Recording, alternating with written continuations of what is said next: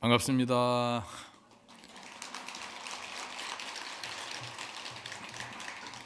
점심 공양들 하셨어요? 많이 드셨습니까? 지난 시간에 오전에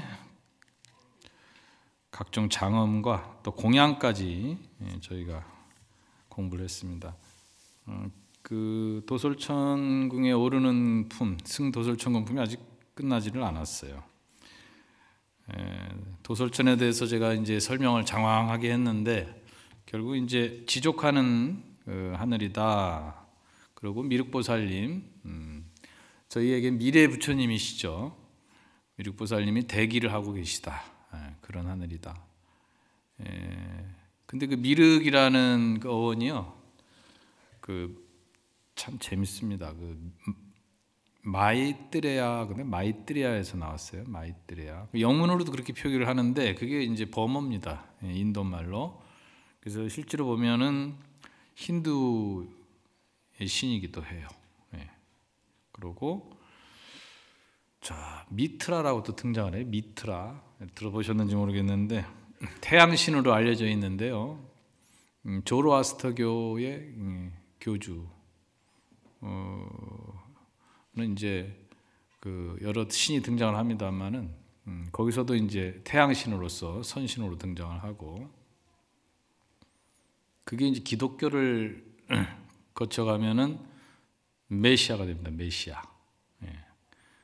어원을 보면은 비슷해요. 힌두, 불교, 심지어는 조로아스터교. 조로아스터교는 지금 거의 사라졌죠. 아직은 근데 인도에는 아직 남아 있습니다. 배화교라 해서 그 부처님께서 가섭 삼형제를 교화하는데 무진 애를 쓰시거든요. 제자들 가운데 정말 10번을 찍습니다. 10번을 찍어요. 10번을 찍어서 넘어오는데 그 가섭 삼형제가 바로 배화교도들, 낙의 범지라고 이제 경전에는 나옵니다. 그래서 한때는 굉장히 융성했어요. 기원전 7세기경인데 그러다가 저쪽 페르시아 제국이 무너지면서 알렉산더 대왕에 의해서 무너지면서 사실은 좀 희석화됐고, 지금은 이제 그때는 이제 종교와 정치가 종교가 일치하다 보니까 제국이 무너지면서 같이 이제 쇠락의 길을 걷게 됐는데, 어쨌든 저희가 그 선과 악의 개념이라든지 뭐 삶과 죽음이라든지 그런 이원론적인 흑과 백, 굉장히 영향을 끼친 종교입니다. 물론 그 이전에 뭐 이집트 종교도 있습니다만은 어쨌든 기독교에서는 메시아, 구원자로서 자리를 잡게 되고, 심지어는 그 도가에서는 그 노자가 바로 도솔천에 머문다. 그래서 굉장히 중요한 위치를 차지하는 그런 곳이었습니다. 그래서 구원자 내지는 미래의 부처님으로 희망의 대상이 됩니다. 그래서 저 욕계천에서 잠깐 이제 저희가 6 하늘을 살펴봤는데, 욕계천을 벗어나면은 이제 색계천이 있죠. 색계천에는 이제 이성이 없어요. 남녀의 구분이 없어집니다. 그러고 곧 넘어가면 색계천은 주로 선정의 세계입니다. 그래서 초선, 2선, 3선, 4선에서 그다음 이제 무색계로 가면은 이제 공무변처, 식무변처, 무소유처, 비상, 비비상처처에서 역시 거기도 선정의 세계인데 어마어마한 시간을 선정에 머무른다 그래요. 저희가 상상할 수도 없는 시간. 그런 28천을 우리가 결국은 궁극적 목표로 보질 않고 불교에서는 윤회의 대상으로 봤다. 그게 중요한 겁니다. 그래서 우리 궁극적 목표는 그 윤회를 벗어나는 것, 생사윤회를 벗어나는 것. 그게 이제 불교의 궁극적 목표다. 천신이라 해도 그 복이 닿으면 다시 떨어진다는 거예요. 자, 그래서 이제 공양을 받고 이제 각종 장엄을 통해서 부처님을 모시고 또 공양을 받고 또 여러 대중들이 또 부처님 수상 공덕을 보게 되죠. 열애를 친견하면서 열애의 공덕을 관찰하게 됩니다. 그리고 또 그 법에 형상이 없는 법이에요. 여기서는 형상이 없는 법에 나가게 되고 부처님 머무는 곳에 또 머물게 되고, 이런 대목들이 또 장황하게 설명이 됩니다. 역시 시간 관계상 제목만 제가 간단하게 소개를 해드리겠습니다. 일체 부처님의 평등성에 이르렀음을 밝히다. 또 일체 장애를 대체하는 공덕이다. 또 문장과 구절의 진실한 뜻을 잘 연설하는 공덕이다. 세간에 있을 때 세간에 걸리지 않는 공덕이다. 정법을 세우는 공덕이 있다. 열애의 공덕에 대해서 이제 대중들이 찬탄을 합니다. 수기하는 공덕이 있다. 몸의 일체 세계에 나타내시는 공덕이 있다. 일체법에 막힘이 없는 공덕이 있다. 또 근기를 따라서 몸을 나타내는 공덕이 있다. 또 여러 가지 행을 행하는 공덕, 미묘한 지혜를 내는 공덕, 수승한 이해와 같이 시연 나타내는 공덕, 한량없는 다란이로서 중생을 조복하는 공덕, 그리고 평등법신으로 바라밀이 원만한 공덕, 또 수승한 이해를 따라서 차별한 불국토를 나타내는 공덕, 부처님의 세 가지 몸이 제한이 없다는 공덕, 일체 중생을 이익하게 하는 공덕, 열애에 담이 없는 공덕, 관찰을 이해하고 이를 다 맺은 공덕, 그 다음에 대중들이 드디어 이제 부처님의 모공광명을 보게 되는 대목까지 이어집니다. 그때 대중들이 보니 열애의 몸 낱낱 모공마다 백천억 나유타 아승지 광명이 나오고 낱낱 광명마다 아승지 빛깔과 아승지 청정과 아승지 비침이 있었습니다. 이러면서 이제 그 광명에 대해서 이제 언급이 됩니다. 부처님 몸에서도 광명을 놓으시고요. 저 개참품에 가면은 무릎에서 또 광명을 놓으세요. 그래서 화엄경이라는 것은 여기 보면 이제 몸에서 광명을 놓은 뜻을 이렇게 표현했어요. 열애의 힘이 넓고 두루함을 나타내기 위한 연고며 또 일체 중생의 의욕을 끊기 위한 연고며 다같이 열애를 칭견하게 하기 위한 연고며 한량없는 중생으로 하여금 성근에 머물게 하기 위한 연고며 열애의 신통한 힘이 빼앗길 수 없음을 나타내 보이는 위한 연고입니다 하고 이제 광명을 나타내는 그 연고를 경전에서는 이렇게 밝혔습니다. 그래서 화엄경은 이제 빛의 경전이죠. 빛의 경전. 실제로 부처님께서 직접 법을 설하지는 않으시죠. 부처님께서는 빛으로 광명으로 설하십니다. 광명설법이라. 그럼 누가 법을 설해요? 보살들이. 그죠? 예, 설주라고 그러죠. 설주 보살들이 있어요.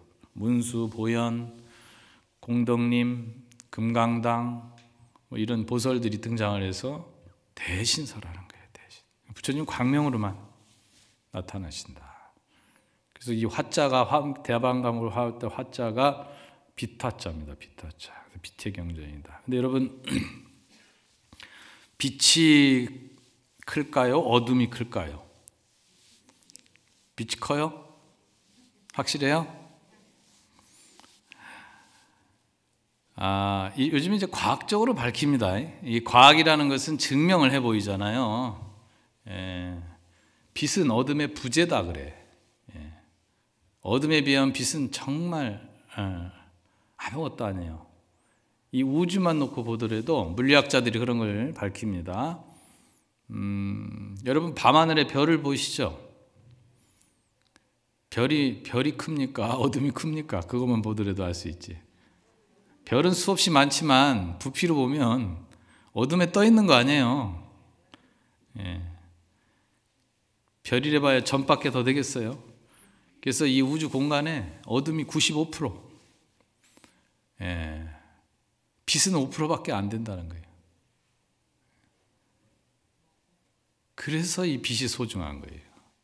그래서 빛은 사실은 생명이고 우리가 추구하는 영원한 행복, 자유. 자, 그 어둠이 탄생한 지 어둠에서 시작된 거예요. 어둠에서 시작되면서 빛이 탄생하는 것이 과학적으로는 38억 년 이후라고 보더라고요. 38억 년. 그리고 항상 우리가 보면은 이 빛과 어둠, 삶과 죽음, 선과 악 뭐 이렇게 나눠서 이분법적으로 볼 때 비교의 대상이 되잖아요. 성각, 빛은 선이요, 어둠은 악이요, 빛은 생명이요, 어둠은 죽음이다. 사실 이제 그 종교의 기원이라든지 비교 종교를 통해서 보면 종교 간에 서로 그렇게 많은 그 영향을 주고받죠. 이런 그 성과 빛과 어둠, 그 다음에 삶과 죽음이라는 이분법적 사고는 아주 오래됐어요. 벌써 이집트 기원전 4000년 전 이때도 등장을 하는 게 태양신과 어둠의 신. 그러니까 태양신은 호루스, 어둠의 신은 세트. 그래서 등장을 해서 둘이 싸워가지고 이기면은 낮이고 태양이 떴으니까 살아났으니까 지면은 이제 어둠이에요. 어둠에 세트한테 호루스가 당하는 거예요. 그게 동지 엊그제 있었죠. 동지가 왜 축일이 됐겠어요? 동지가 전 세계적으로 축일입니다. 축하해야 될 날. 왜? 태양이 죽었다 살아났기 때문에. 그렇게 믿었어요, 고전에서는. 태양이 가장 짧아지면서 다시 그날 기점으로 다시 살아나거든요. 정확하게 그 적도 부근에서 3일 동안 머물다가 다시 태양이 커집니다. 왜냐하면 우리가 지구가 태양을 주위를 공전하기 때문에 그런 현상이 벌어지는 거 아니겠어요. 그걸 옛날 고대인들은 태양을 신으로 봤기 때문에 어둠을 물리치고 광명이 세상에 왔다 이래 본 거예요. 그러니까 그때 세레머니를 하는 거예요. 이집트도 그랬고 페르시아 종교도 그랬고 그 태양을 기점으로 해서 태양이 절대적인 존재였죠. 뭐 타종교 얘기를 할 건 아닙니다만은 어쨌든 우리가 이렇게 종교의 기원이라든지 비교 종교를 통해서도 둘이 아닌 이치를 보게 됩니다. 그래서 이 빛이라는 것은 그만큼 소중한 거예요. 그래서 우리가 아미타, 무량수, 무량광, 무량한 빛과 무량한 수명, 그것은 영원한 생명을 의미하거든요. 그래서 다시는 나고 죽지 않는 거예요. 불교의 궁극적인 목표는 윤회를 벗어나는 데 있다. 뭐 저기 도솔천에 나서 끝나는 게 아니에요.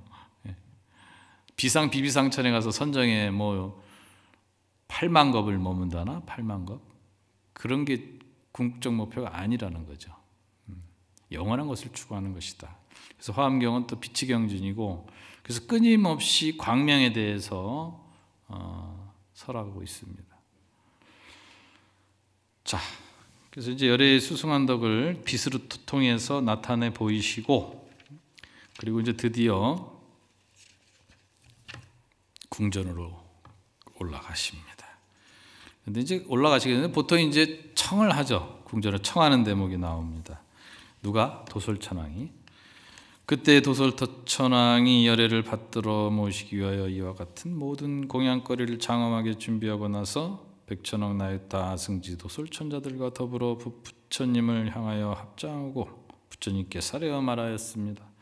잘 오셨습니다 세존이시여. 잘 오셨습니다 선서시여. 잘 오셨습니다 열의 응공정등각이시여. 오직 불쌍히 여기시어 이 궁전에 들어오십시오. 아까도 제가 애념인계인 그 파상계의 그걸 말씀을 드렸는데 항상 이제 부처님께 또 보살님들께 저희가 중생들이 애념섭수라는 말을 많이 쓰거든요. 불쌍히 여기시오. 가엾이 여기서. 왜냐하면 이 중생계는 욕계의 중생은 욕심에 똘똘 뭉쳐가지고 만족할 줄 모르고 고통을 받고 사니까 이 궁전에 들어오시는 것도 우리들 불쌍히 여겨서 살펴주십시오. 그렇게 청을 합니다. 그렇게 청을 하니까 이제 드디어 청을 받아요. 그때 세존께서 부처님의 장엄으로 스스로 장엄하며 큰 위덕을 갖추고 일체 중생들로 하여금 큰 기쁨을 내게 하기 위한 연고며 일체 보살들에게 깊은 깨달음과 이해를 바라게 하기 위한 연고며 일체 도솔천자들이 용락을 증익케 하기 위한 연고며 도솔다천왕이 공양하고 받들어 섬겨서 싫어함이 없게 하기 위한 연고며 한량없는 중생이 부처님을 인연하여 발심하기 위한 연고며 한량없는 중생이 부처님을 칭견하는 성근을 심어서 복덕이 다함이 없도록 하는 연고며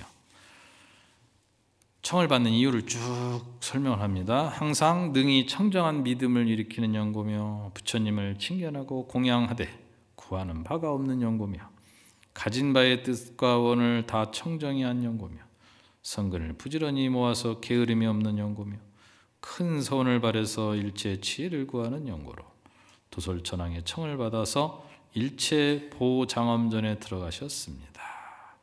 이 세계와 같이 시방에 있는 일체 세계에서도 다 또한 이와 같았습니다. 하시면서 드디어 이제 궁전에 드시는 거예요. 자, 궁전에 드시니까 궁전에 또 장엄이 있겠죠. 공양 구름이 일어나고 장엄이 이루어집니다. 그래서 이제 도솔천왕이 부처님을 청에 모심으로써 결국은 이익을 얻게 된다는 대목이 또 이어져요. 어떤 이익이냐면 그때 도솔천궁에서 춤과 풍악과 노래와 찬탄이 치성하게 연주되어 쉬지 않았습니다. 부처님의 위실력으로 도솔천왕이 마음이 산란하지 아니하고 지난 옛적의 성근이 모두 원만하며 한량없는 선한 법이 더욱더 견고하여 청정한 믿음이 증장하여 큰 정진을 일으키며 큰 환희를 내어서 뜻이 청정하고 깊어지며 보리심을 발하여 법을 생각함이 끊어지지 아니하고 모두 기억하여 잊어버리지 아니하였습니다. 그래서 도솔천왕이 부처님을 청한 이런 이익을 얻게 된다는 내용이 이어졌습니다. 그 다음에 이제 바로 이 개송으로서 찬탄하는 내용이 나옵니다. 자그마치 10가지거든요. 첫 번째 개송만 소개를 해드릴게요. 친한 옛적 무예얼렬에 계시었음에 여러 가지 길상 중에 가장 수승하며 그 부처님의 장엄전에 일찍 드시었으니 그러므로 이곳이 가장 길상합니다. 이런 내용으로 계속 개송으로서 궁전에 오르신 부처님을 찬탄을 하는 내용이 이어집니다. 자, 드디어 이제 사좌자에 오르시는 대목입니다. 저희가 아까 장엄 부분에서 제일 먼저 장엄한 게 뭐였죠? 사자자 장엄이었죠. 자리를 장엄했죠. 그때 세존이 일체 보배 장엄전에 많이 보장 사자자 위에 결가부자를 하고 앉으시었습니다. 드디어 이제 법상에 올라가신 거예요. 법신이 청정하고 묘한 작용이 자제하사 삼세의 부처님들과 경계가 같으시며 일체 지혜에 머물러 일체 부처님과 더불어 한 성품에 같이 들었으며 부처님 눈이 밝으사 일체 법을 보시되 장애가 없으며 큰 위력이 있어 법계에 널리 논이시어 쉬지 않으시며 큰 신통을 갖추시고 교화할 중생이 있는 데는 모두 나아가시며 일체 모든 부처님의 걸림없는 장엄으로 그 몸을 장엄하고 그 시기를 잘 아시며 대중에게 법을 말씀하시었습니다. 드디어 이제 당신이 사자제에 오르셔서 덕을 나타내 보이시는 겁니다. 그러니까 대중들이 다양히 이렇게 운집해 있겠죠.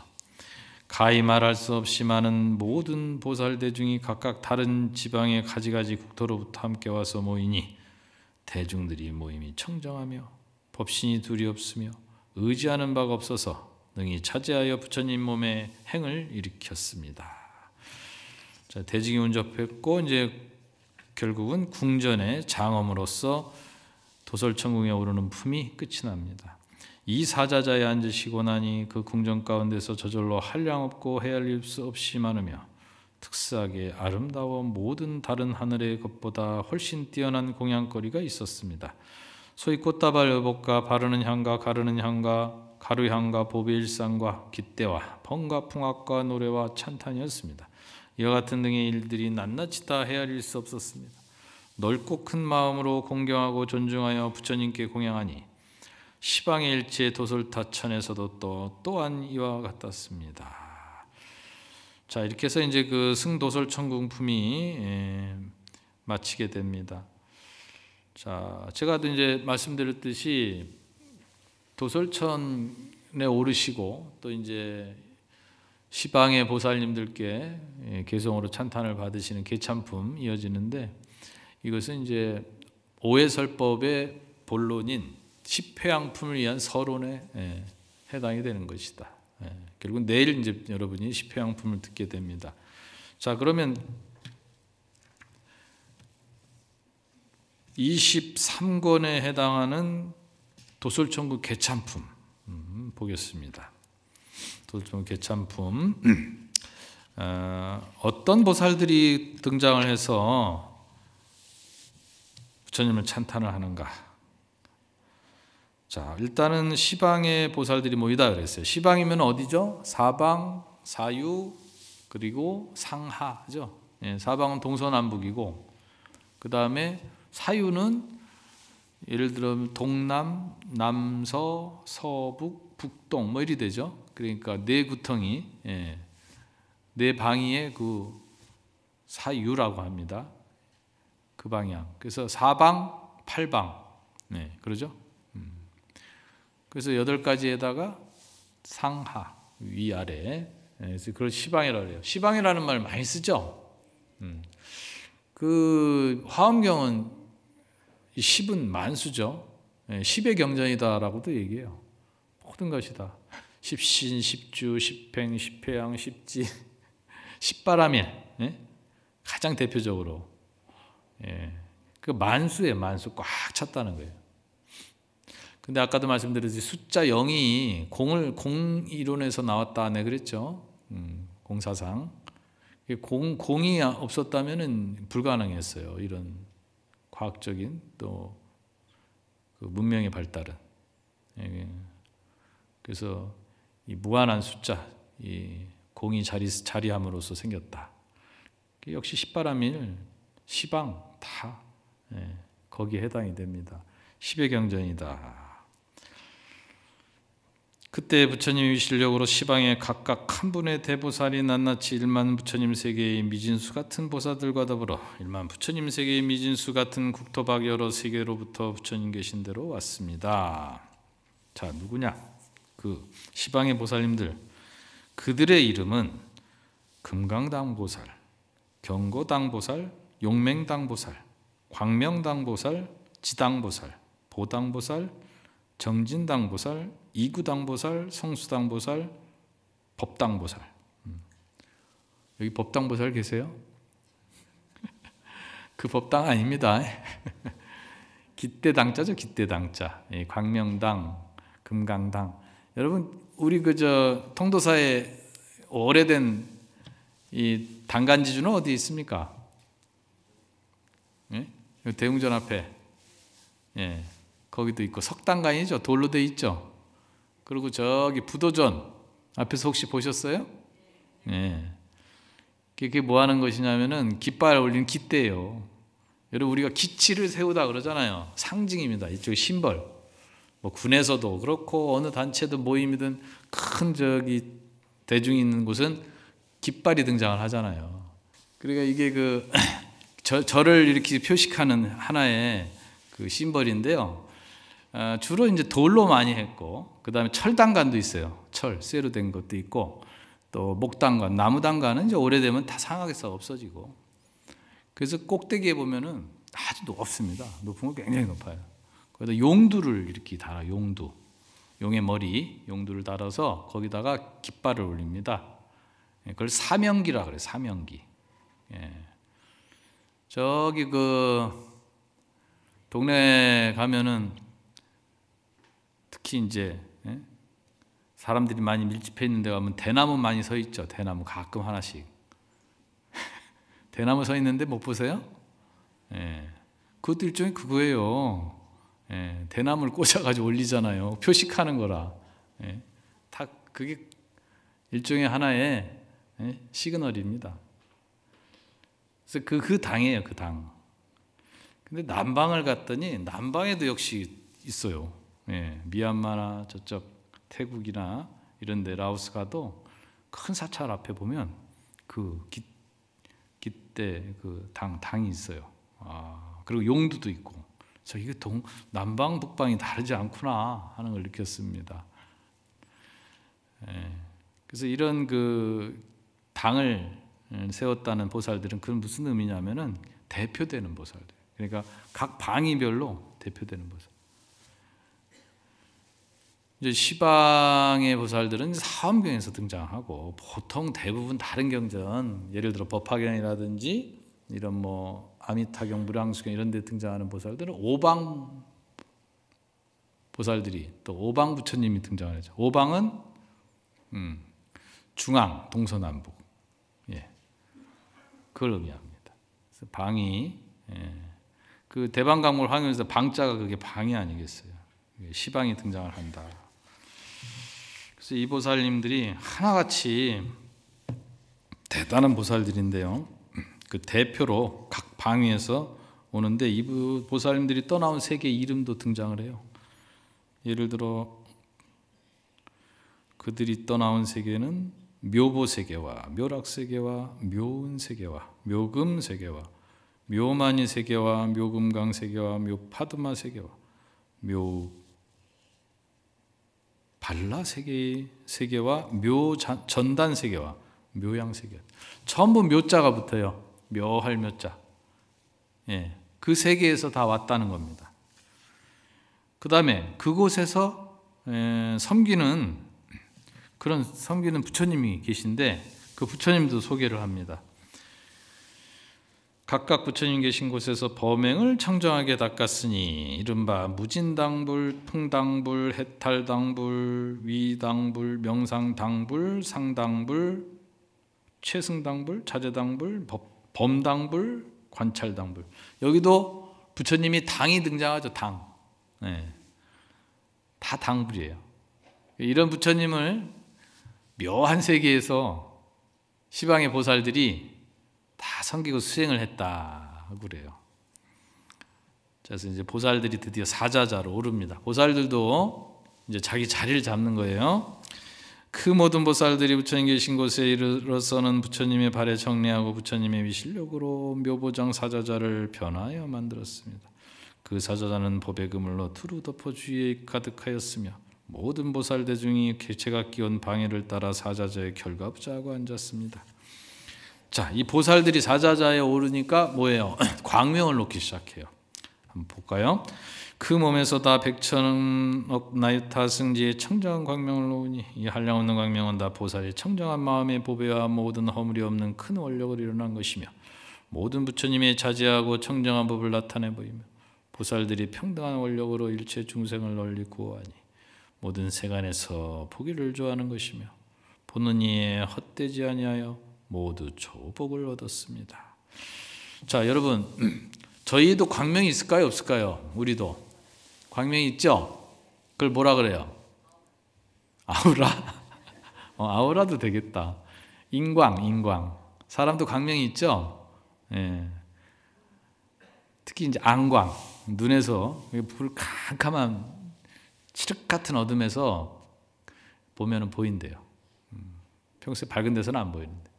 그 우리 몸도 쉽게 얘기하면 우리 몸도 원자로 이루어진 거예요. 지금 이제 과학이 여러분 이제 재미난 게 지금 탈종교화 시대인 건 아시죠? 탈종교화 시대인데 여러분 이렇게 불자로 사시는 건 이게 얼마나 큰 복인지 모르겠어요. 정말 대단한 수승한 근기들이십니다. 존경합니다.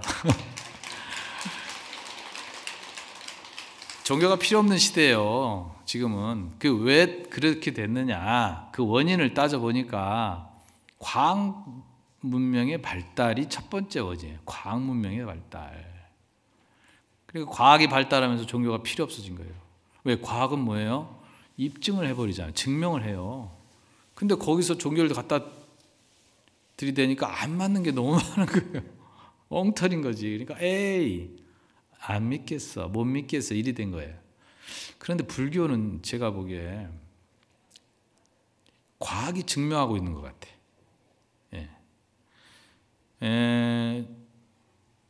지금 예를 들어 여러분 아까 설명하다 말았는데 그 도솔천 위에 화락천은요 락변화천이라고 해서 거기 그 천인들은 자기가 즐거운 것을 변화시켜서 그 즐거움을 누린대요. 그래서 화락이에요. 변화시킨다. 예. 좋겠죠. 예. 맛있는 음식을 대령해라 하면 뿅 하고 나타나고 좋은 침대를 대령하라 하면 탁 변화해서 나타나고 거기서 착 누워가지고 맛있는 음식 먹고 좋은 음악 대령해라면 좋은 음악. 예. 그게 이제 화락천. 거기서 몇 년을 사느냐? 6천세. 근데 그 하루가 인간의 600년. 징그럽게도 오래 살죠. 그렇게는 오래 살아도 될 것 같은데. 근데 그 위에 올라가면 화자재천이지. 타화. 그건 뭐냐면 요즘에 사람들이 게을러져. 게을러. 게으른 거 다 좋아하는데 게으르면 먹고 살기 힘드니까 그냥 부지런히 사는 것뿐인데 인간이 게으른 존재래요. 근데 그 타화자재천이 그런 거예요. 화락천은 자기가 변화해서 즐거움을 누리는데 타화자재천 가면 남이 해주는 거예요. 남이 해줘. 그냥 좋은 음식, 좋은 침대, 좋은 음악, 좋은 풍류, 좋은 뭐 이성 이런 걸 그냥 남들이 다 해주는 거예요. 손 하나 까딱 안 하네. 그런 그 욕계천이에요. 거기가. 하지만 복진타락한다. 그 복 다 쓰면 떨어지는데 어디로 떨어지느냐? 바로 밑으로 떨어지면 다행인데 복을 다 썼으니까 복조가리가 없으니까 어떻게 되겠어요? 박복하면 어디로 가요? 사막도로 가는 거예요. 사막도로. 지옥하기 축생. 인간으로 오는 사람들은 지극히 복을 덜 쓰고 온 사람들.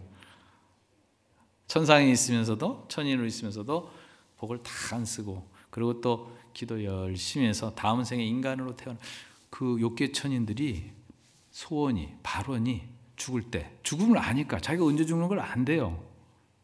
그게 이제 하늘에 따라서 시기가 좀 다른데 내가 일주일도 아니면 한 달 뒤, 두 달 뒤 죽는다는데 그때부터 기도를 하는데 무슨 기도를 하느냐?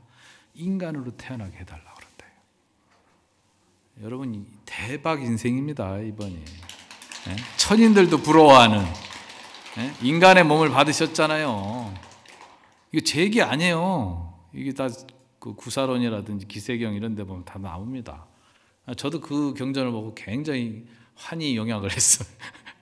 인간의 천상에 있는 사람들도 이렇게 부러워하는 세계가 인간이었다니. 그래서 왜 그런가 그래 가만히 보니까 복을 쓸 줄 알았지 복을 지을 수가 없잖아. 하늘 사람이 되면. 근데 인간은 복을 지을 수 있는 기회가 있잖아요. 지금 여러분 열심히 복 짓고 계시죠? 이렇게 대답이 시원찮아요?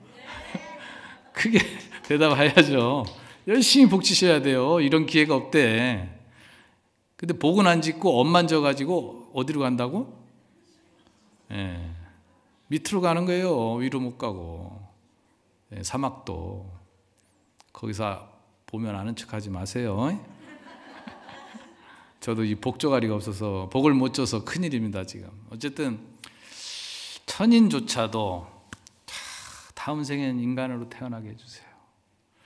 자, 복을 지을 수 있는 좋은 기회이기도 되지만 자, 서가모니 부처님께서 인간의 몸으로 오셔서 인간의 몸으로 살다가 우리와 똑같은 인간의 모습으로 가셨죠. 그게 포인트예요. 깨달을 수 있는 기회가 생기는 거예요. 그렇죠? 그러니까 하늘 사람들조차도 기회의 땅으로 본 겁니다, 인간을. 근데 도대체 뭐가 그렇게 부족해서 맨날 죽겠다고. 나는 경기 좋은 걸 한 번도 들어본 적이 없어. 여지껏 제가 이제 60년 다 됐는데 뭐 경기 좋아 잘 살고 있다, 뭐 경제가 좋다, 뭐 살만하다는 소리를 여지껏 한 번도 들어본 적이 없어. 맨날 죽겠대요. 죽겠다, 힘들다, 어렵다, 경제가 안 좋다. 그래서 내가 그래 언제 경제 좋은 적이 있었냐고. 언제 잘 사는 때가 있었냔 말이지. 흠소신마. 우리 저기 임재스님 흠소신마. 도대체 뭐가 부족하니? 제자들한테 항상 그러셨죠. 도대체 왜 그러니? 뭐가 부족해? 인간의 몸 받은 자체가 요즘 좋아하는 여러분들 대박인데 더 이상 뭘 바래? 복 질 수 있는 이 좋은 기회를 왜 놓치고 사느냐 이게. 엄만 잔뜩 짓고. 그래서 이제 경전을 보면은 뜨끔뜨끔한 게 예를 들어 조갑상토라든지 맹구우목 같은 비유가 그런 거 아니에요. 인간의 몸 받기 그리 어렵대. 그러니까 천인들조차도 그 기도를 죽기 전에 마지막 기도 발언을 인간 태어나게 해달라. 근데 그런 생각하면은 야, 이거 엎질 일이 아닌데 복제해야 되는데 그런 생각을 많이 합니다. 그래서 우리도 사실은 이제 빛이에요. 아까 제도 말씀드린 생명입니다. 빛은 생명. 그 생명이 근데 꺼지는 생명이 아닌 영원한 생명, 무량광. 그게 우리 궁극적 목표. 깨달음을 통해서 극락 가능성, 정토에 태어나는 것, 그거거든요. 실제로 우리 몸을 이렇게 분해해 보면 광전자가 등장을 해요. 이 원자로 이루어졌죠. 원자 안에 또 뭐 전자가 있고 원자 핵이 있잖아요. 다 요즘 과학자들이 똑똑해가지고 그걸 다 그냥 밝힙니다. 이게 뭐로 이루어졌나, 물질의 최소 단위가 뭐냐 도대체 해가지고 기껏 밝힌 게 알 수 없다야, 알 수 없다. 입자가 되기도 하고 파동이 되기도 하고 질량이 되기도 하고 에너지가 되기도 하고, 이게 도대체 어떤 때는 입자고 어떤 때는 파동, 양자역학이라는 게 요즘 대세죠. 양자역학이 뭡니까? 색즉시공 공즉시색이 양자역학이에요. 그냥 한마디로 끝납니다. 불교에서는 한방으로. 빅뱅 이론이 뭐예요? 빅뱅. 태초의 탄생과 그 빅뱅은 어디서 끝나냐면 겁이론으로 끝나요. 불교의 겁이론, 수명겁 같은 경우, 그런 경우. 참 재밌습니다. 과학이 증명을 하고 있다. 그러니까 여러분들은 인간의 몸을 받은 대박 인생에다가 부처님법을 만났으니, 불법을 만났으니 그야말로 대박 아니겠습니까? 대박 중 대박, 초대박. 저는 그리 생각합니다. 자, 행복한, 자, 나날이 좋은 날이고 행복한 날이 아닐 수 없습니다. 더군다나 이렇게 참 대한민국에 이런 절이 어디 있어요? 저는 통도사 스님으로서 너무 자랑스럽고 자부심이 느껴집니다.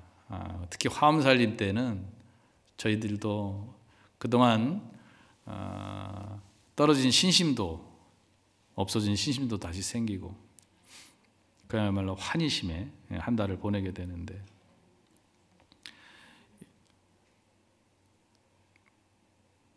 (10대) 시방의 보살들이 찬탄하는 내용은 거의 비슷합니다. 굳이 제가 안 읽어드려도 되겠죠? 집에 가서 읽어보세요.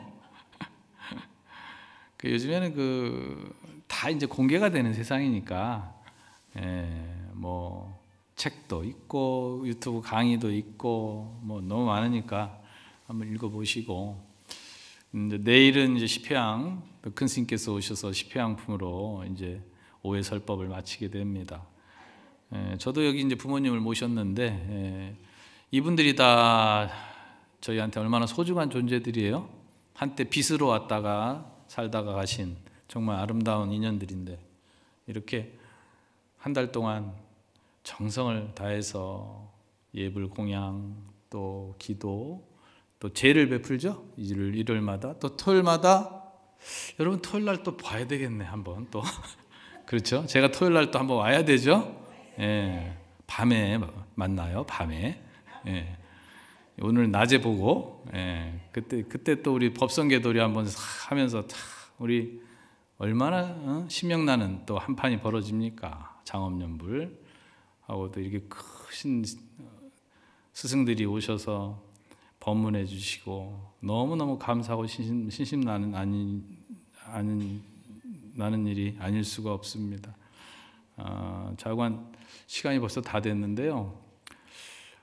이렇게 화엄의 상에서, 이렇게 수승한 화엄의 상에서 여러분들과 함께 화엄 행자가 돼서 이렇게, 비록 제가 실력은 없으나 부처님이 화엄경을 한번 이렇게 보게 된 인연 너무 소중하고 감사드리고, 이 공덕을 우리 영단에 모셔져 있는 법계 모든 영단 위패와 모든 고은 유종들께 공덕을 회양합니다. 감사합니다. 행복하십시오.